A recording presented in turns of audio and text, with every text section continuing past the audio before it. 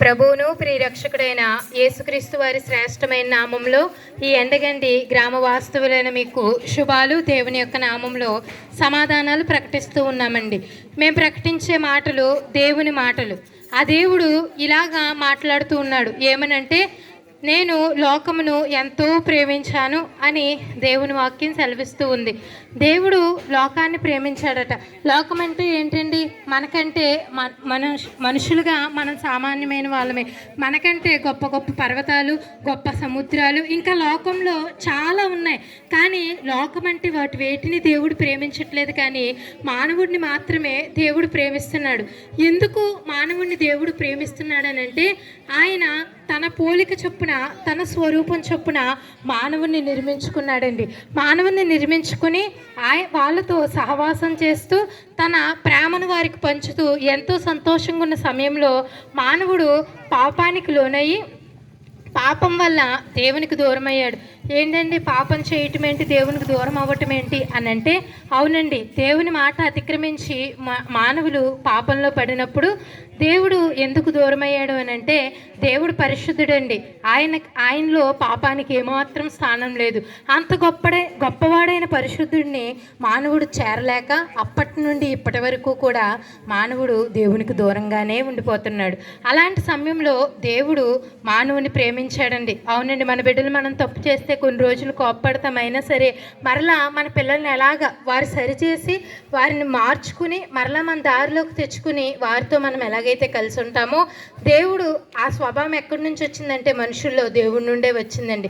దేవుడు మనుషులైన మన అందరం కూడా ఇలా పాపంలో పడిపోయి చివరికి మన గమ్యస్థానం నరకం అయిపోయినప్పుడు దేవుడు చూసి తట్టుకోలేదండి. ఏం చేశాడనంటే, మనందరినీ ప్రేమించి మనుషులు ఎవ్వరూ చేయలేంది ఆయన మన కోసం చేశారు. ఏం చేశారనంటే, ఆయన మనందరినీ ప్రేమించి మన కోసం మానవునిగా, దేవుడు ఆత్మ అండి, ఆయనకి శరీరం లేదు, ఆయనకి రక్తమాంసాలు లేవు, ఆయన ఆత్మే.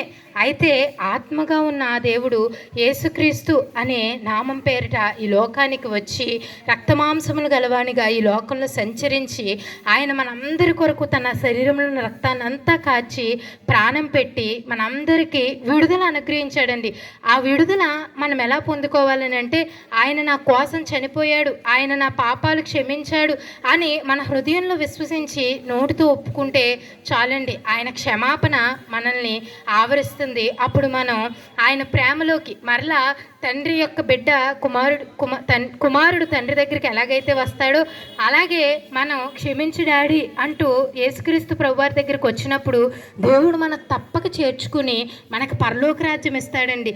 అంతేకాదు, ఈ లోకంలో మనం ఎలాంటి పరిస్థితుల్లో ఉన్నా, అది అనారోగ్యమే కావచ్చు, ఆర్థిక ఇబ్బందులే కావచ్చు, ఎలాంటి పరిస్థితుల్లో మనం ఉన్నా సరే ఈ లోకంలోనూ మనకు తండ్రిగా ఉండి పోషకునిగా ఉండి అన్నీ తానే తనని ఒక మాట బైబిల్ గ్రంథంలో రాయబడింది, చేతులతో ముదిమి వచ్చే వరకు చంకని పెట్టుకుంటాను అని రాయబడింది. అవునండి, ముసలివారు అయ్యాక మనల్ని చూడటం ఇంట్లో వాళ్ళకి ఇబ్బందే. అలాంటి పరిస్థితిలో కూడా దేవుడు మనకి తోడై ఉంటాడు. ఈ లోకంలో సంతోషం ఇస్తాడు, పరలోక రాజ్యం కూడా ఇస్తాడండి. కేవలం మనం చేయవలసింది ఆ దేవుని ప్రేమను మనం అర్థం చేసుకుని ఆయన నామమందు విశ్వాసం ఉంచాలి. ఆయన నా పాపాలు క్షమిస్తాడని మీరు హృదయంలో నమ్మితే చాలండి. గొప్ప రక్షణ అండి. ఇది ఉచితంగానే ఇస్తారు. లోకంలో పుణ్యం రావటం కోసం, పరలోక రాజ్యం చేరటం కోసం, స్వర్గం చేరటం కోసం ఎన్నో కార్యాలు మనం చేస్తూనే ఉంటాం. ఇది చేస్తే పుణ్యం వస్తుంది, అది చేస్తే పుణ్యం వస్తుంది, అక్కడికి వెళ్తే పుణ్యం వస్తుంది, ఇలా మనం ఎన్నో చేస్తాం. కానీ మీరు ఉన్న స్థలంలోనే, అవును నేను పాపిని, ఈ పాపం నాలో ఉంది కనుక ఈ పాపం క్షమిస్తే పరలోక రాజ్యం వస్తుంది కనుక నేను ఒప్పుకుంటాను, యేసుక్రీస్తు నామాన్న నా పాపాలు క్షమించమని అడుగుతానని మీరున్న స్థలంలోనే మీరు ఒప్పుకుంటే చాలండి. యేసుక్రీస్తు ప్రభువారు గొప్ప రక్షణ ఇవ్వడానికి మీ వైపు చూస్తూ ఉన్నాడు. ఆనాడు జక్కయ్య అనే వ్యక్తి రోడ్డు మీద వెళ్తున్న యేసుక్రీస్తు ప్రభువారిని చూడాలని చెట్టెక్కినప్పుడు ఆయనకి యేసుక్రీస్తు ప్రభువారు కనబడలేదు, కానీ ఆయనే వచ్చి జక్కయ్య దిగిరా అని ఆయన పిలిచేవరకు ఆయనే యేసుక్రీస్తు ప్రభువారు అని తెలియదు. ఈరోజు మీరు ఏ పరిస్థితుల్లో ఉన్నా మీరు ఉన్న చోట ఆయన కోసం మీరు ఆలోచన కలిగి ఉంటే, మీరున్న చోట ఆయన కావాలి నాకు అని కోరుకుంటే ఆయన మీకు ప్రత్యక్షమవుతాడండి. మీ పాపాలు క్షమిస్తాడు, మీకు పరలోక రాజ్యం ఇస్తాడు. నరకం చాలా భయంకరం అండి. నరకంలో ఎవ్వరూ పడకూడదని ఆయనే మనందరి కోసం ప్రాణం పెట్టారు. చిన్న అగ్ని తగిలితే మనం తట్టుకోలేం. నరకంలో యుగయుగాలు మన ఆత్మ నశించిపోతూ ఉంటుంది. కాబట్టి అట్టి నరకం నుండి మీరు తప్పించుకోవాలని అంటే యేసుక్రీస్తు మార్గమై ఉన్నారు. ఆయన నామందు విశ్వాసం ఉంచండి, దేవుడిచ్చి గొప్ప రక్షణ పొందుకోండి.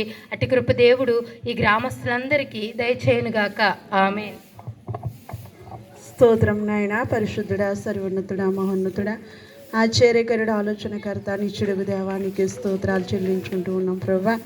ఇంతవరకు నాయన పరిశుద్ధుడా నీకు వందనాలు. ఈ బిడ్డ నిలబెట్టుకుని ఎన్నో విషయాలు ఇదిగో నాయన తండ్రి మాట్లాడి ఉన్నావు తండ్రి. నిజమే నాయన, అందరూ అంతటా పాపం చేసి ఉన్నారని తండ్రి నీకు వందనాలు, స్తోత్రాలు. దేవానికి వందనాలు, పరిశుద్ధుడా నీకు వందనాలు ప్రభు. నాయన నీవు ఈ లోకానికి నిజమే నాయన మనిషిగా ప్రభు, మనిషిని నాయన ఈ లోకానికి వచ్చి ఉన్నావు దేవా. స్తోత్రాలు. మా కొరకు నాయన నీ ప్రాణాన్ని పెట్టు, నీ రక్తాన్ని చిందించు నాయన.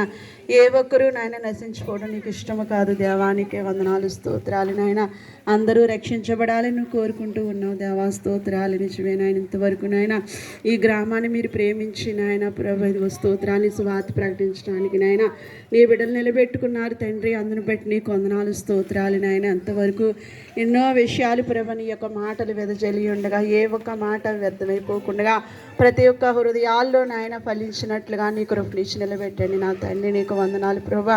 పరిశుద్ధుడా నీకు వందనాలు. ఈ గ్రామాన్ని ఎంతో మీరు ప్రేమిస్తూ ఉన్నారు తండ్రి. ఎందుకంటే నాయన అందరూ రక్షించబడాలని ప్రభు. నిజమే, మేము కలిగిన ఈ గొప్ప రక్షణ ఆనందాన్ని గ్రామ ప్రజలందరికీ నీ దయచేసి నాయన ఈ ఊరికి నాయన గ్రామాన్ని ప్రభు రక్షించమని ప్రభు నాయన ప్రతి ఒక్క హృదయాలని మాటలు ముద్రింపబడినట్లుగా నీ కృపనిచ్చి నాయన మీరే గొప్ప కార్యం జరిగించి నడిపించి సహాయం చేయమని యేసు నామములో ప్రార్థిస్తున్నాం తండ్రి. ఆమేన్.